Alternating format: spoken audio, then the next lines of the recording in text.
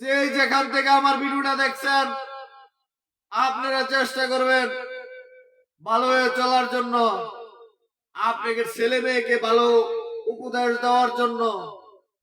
স্কুলতে আসছে,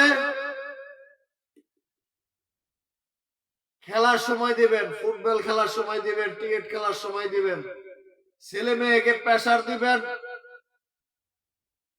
ভালো হবে না, পড়ালেখা ভালো হবে না। তাদের খেলার সময় দিতে হবে, ঘোরার সময় দিতে হবে, সব সময় দিতে হবে। আজকে এই বিষয় নিয়ে কথা বলতে আসছি।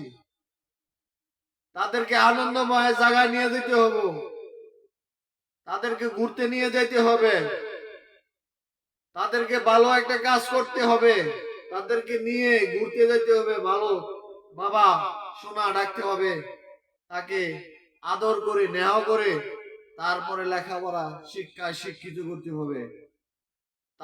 তারপরে আপনি শিক্ষায় শিক্ষিত করা পরে প্রতিষ্ঠিত হওয়ার পরে আপনার ছেলে বলবো আমার বাবা আমাকে প্রতিষ্ঠিত করছে, আমার জীবনে আর কিছু লাগতো না, বাপ মারা আমি কামাইরা খাওয়াবো, বাপ মা আমার জন্য দোয়া করছে, আমাকে শিক্ষিত বানাইছে, কষ্ট করছে, পরিশ্রম করছে।